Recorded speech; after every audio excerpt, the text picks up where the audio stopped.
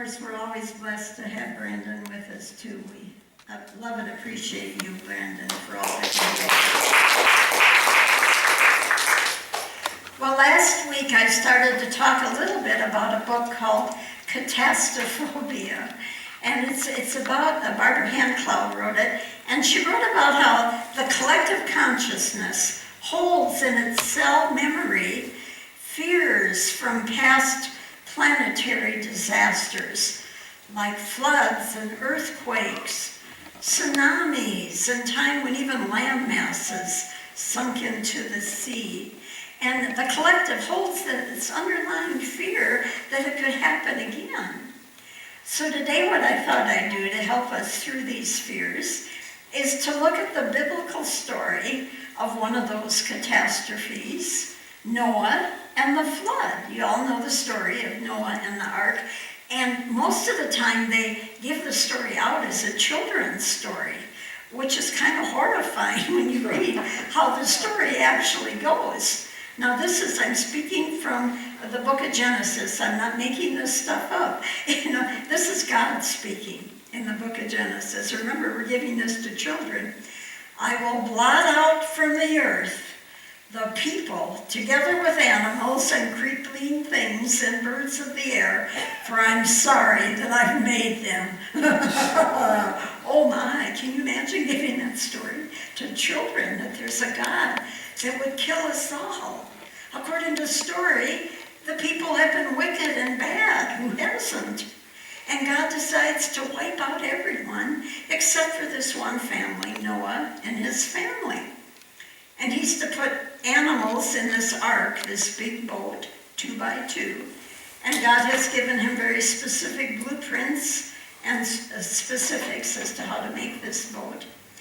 And then when the flood is over and everyone's dead, there's a rainbow in the sky with an olive branch saying, I promise I'll never do that again. Oh, yeah, right, like you're going to trust that, huh? Now there's 4 ways to interpret any scripture, and I'm talking about any scripture around the world, or even your own dreams in your life. The first way to interpret anything is literally. This actually happened, God actually did this. Oh, wow, can you imagine? If God were a woman, they'd say she was having a really bad PMS day. Would you agree? Can you imagine any parent saying, I'm going to kill you kids, you've been bad? You may have felt that way at one time, but can you imagine a loving parent doing that? So let's look at the scripture story another way, symbolic. You can read these stories in a symbolic way. And it's kind of symbolic of karma. I don't know about you, but my dad, I don't know how many times he used to say, what goes around comes around. Did your parents ever say that to you? What goes around comes around. And that's a good way to read the story, but it's a little scary too. I don't know about you, but I'm not perfect. Anybody here perfect? If so, I'll be glad to change places. Jim is, okay? We got one anyway. So that's something that could go on forever if you believe in karma over grace. I like to believe in grace over karma, but that's for a whole nother Sunday. The third way to interpret this story is metaphysically. Every person, place, or thing in this story is an aspect of my consciousness. Now it's starting to click a little bit. And the rain is a consciousness cleansing to cleanse our consciousness of anything that is not of love and truth and grace. Now, I don't know about you, but after about 1.5 years in quarantine, I could use a little consciousness cleansing, couldn't you? An attitude adjustment. Any of you are here and amen for an attitude adjustment after coming through this last year, so that we can bring in truth and light and love once more. But first we have to cleanse that consciousness in order for truth and light and love to come in. Now the story's starting to make a little sense. Now the fourth way to read any scripture is the mystical path, which is simply reading it and allowing it to take you into an experience of the divine. Although I don't necessarily recommend this story for that, it could take you into fear instead of a mystical experience. But be that as it may, in Unity, we like to read the Bible as the evolution of human consciousness from the Adam state of mind, that human ego egoic state of mind to the awakened mind of Jesus, the Christ consciousness. And all the stories in between are stories of that evolution of consciousness. And when it comes to the flood story, if you look at all the cultures of the world, they've all got a flood story, probably because there was actually a flood. But it was interpreted through all the different philosophies of the world, all the cultures. And the Judeo-Christian culture decided to put a little guilt and shame in with it. The gift that keeps on giving, is it not? God did this to us because we were bad and we deserve to be punished. Oh, we don't want to hold that in our cell memory, do we? Now, if you look at the facts of the story, the earth is always going through earth changes. It's natural for the earth as a living being. It's natural for it to move around a little bit, to stretch, to burp, to hiccup. That's a natural thing. And metaphysically, human consciousness needs to constantly be cleansing all those thoughts and beliefs and fears and experiences that we send out there. So the rain helps us to clear that. Now let's look at the metaphysical symbols. Each one in this story, know that each one is an aspect of our own consciousness. And the first main character is Noah. Now we all have Noah in our consciousness, and he represents a good, healthy, positive state of mind. Good, healthy, positive state of mind. The good old Metaphysical Bible Dictionary says it's that aspect of us that remains calm and poised and balanced, even when strong disturbances are happening all around us. That ability to remain centered and calm and poised. Now I can go there now and then, but anybody able to maintain that 24/7? Are you able to maintain that when you watch the news or hear about what's going on in your neighborhood or whatever? We go in and out back into the flood, don't we? We can drown ourselves in that flood, and then we have to get back to that state of mind that Noah represents. So that rain helps us to cleanse our consciousness. We live in an information age. I have never seen so much information, and I'm a Gemini. I like little bits of trivia, but we are overloaded with information. A lot of it fake. We don't know who to believe anymore, do we? And we have to sort that out. We have to cleanse all that with truth and light and love to get to the heart of truth in the midst of all that information that goes into our mind and consciousness. And that can take 40 days and 40 nights. Now, metaphysically, in numerology, the number 40 simply means the time it takes to get the job done. Sometimes I can get her done in 40 seconds. Sometimes it takes me 40 years. It could take, some things take me 40 lifetimes. It's just the time it takes for each of us to get it done. And we have an eternity to do it, thank God. Now Noah goes into the ark, which represents that place of safety, where we're centered and connected with knowing our union with the divine presence, by whatever name you call that presence. In that safe place of our inner knowing, we are guided, we are directed, we are protected, we are strengthened, we're given love and comfort and whatever is needed, and we are safe from all the storms of life and all the chaos around us. We're protected from those floods of water. And those floods of water, well, water metaphysically represents the emotions. Anybody here have ups and downs of emotions? Especially as you're taking in all that information that we're constantly taking in. I have an affirmation if you're comfortable. I'd love for you to repeat it with me. I'll say it first and maybe I'll say it in two parts. The first part is, when I don't spend time in the ark together, when I don't spend time in the ark, I sink into the water of my emotions. I sink into the water of my emotions. Now let's say the whole thing. When I don't spend time in the ark, I sink into the water of my emotions. Now the story's starting to make a little sense, isn't it?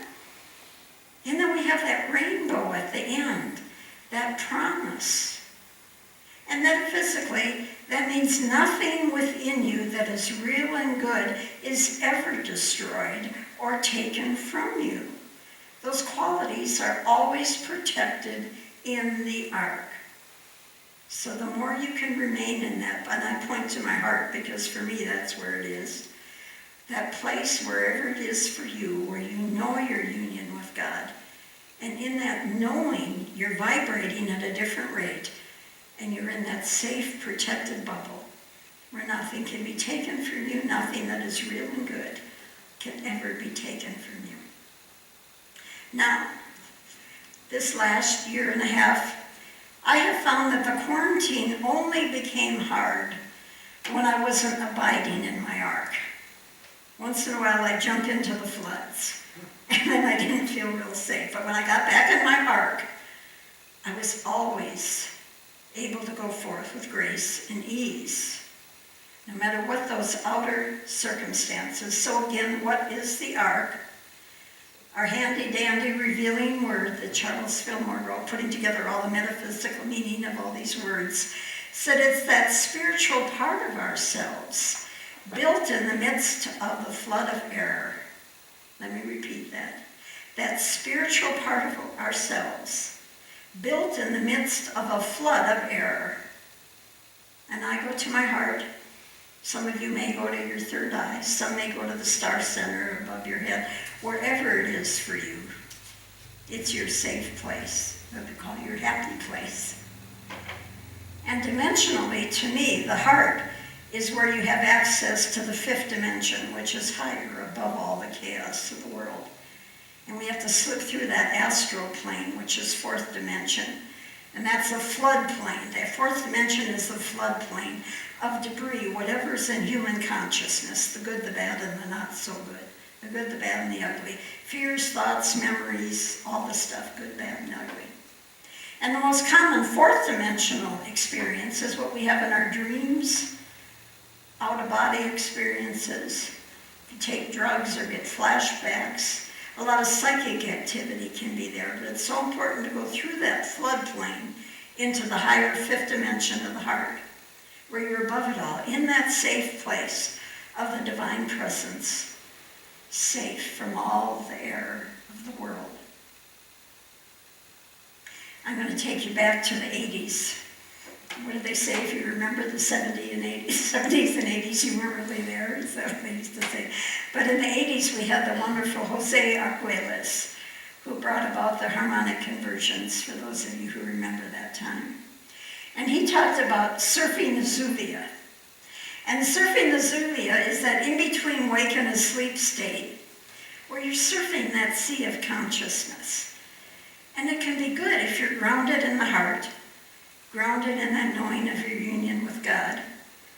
But if you're surfing through that astral plane, that flood plane of all the human consciousness, everything that's out there, it can be a little rocky. So again, we stay in our heart to surf the Zuvia safely and securely. Well, here's the good news for today. The good news for today is we can trust that rainbow, because the story of Noah and his ark could never ever happen in today's world. It could never happen, and I'll tell you why. I read a modern day version. This is a modern day Noah. This actually happened a year ago. His name was Noah, and sure enough, again, he heard a voice, and the voice said, Noah, build an ark, it's going to rain. And here are the specifications and blueprint as to how to build this ark. And then Noah heard thunder in the distance. And it rained for 6 months, and the rain wouldn't stop. And Noah started to wail and weep, and he said, I did my best, but there were just too many obstacles in this day and time. We can't build one. And then he explained why. He said, first I applied for a building permit, but it didn't meet the code. And then I hired an engineer, and we had a fight over the sprinkler system. The neighbors started to petition about the ark in my front lawn. They said I was violating zoning laws. I had to get a variance from the City Planning Commission. And then there wasn't enough wood to build the ark because there was a ban on cutting trees in our area so we could save the spotted owl. The Carpenters Union went on strike, and I had to negotiate a settlement with the National Labor Relations Board before they'd pick up a hammer and a saw. And when that was over, now I've got 16 carpenters and I still can't find any spotted owls. Well, Noah started gathering whatever animals he could find. And he found one day he was sued by the animal rights group because there were too many animals in too small of a space. Just when that lawsuit was dismissed, Noah said, the EPA notified me I can't complete the ark without filing an environmental impact statement on the proposed flooding. They didn't take too kindly to the idea that they had no jurisdiction over the conduct of a supreme being. The Army Corps of Engineers wanted a map of the proposed new floodplain. So Noah said, I sent them a globe. Right now I'm trying to resolve a complaint from the Equal Employment Opportunity Commission over how many employees I'm supposed to hire. The IRS has seized all my assets, claiming I'm trying to avoid paying taxes by leaving the country. And I just got a notice from the state about owing some kind of use tax. I really don't think I can finish the ark for at least another 5 years. And then Noah began to wail and cry again. But then all of a sudden the sky began to clear and the sun began to shine. A rainbow arched across the sky, and Noah looked up and smiled and said, hopefully, God, you mean you're not going to destroy the world? And God said, no, the bureaucrats already have. We don't have to worry about that happening again. Where is the ark? The secret place of the Most High, that spiritual part of ourselves, built in the midst of a flood of air. And right now there's a lot of floods of a lot of air, and we have to build that ark within ourselves. Repeat with me one more time. When I don't spend time in the ark together, when I don't spend time in the ark, I sink into the water of my emotions. I sink into the water of my emotions. Now let's put those two together. When I don't spend time in the ark, I sink into the water of my emotions.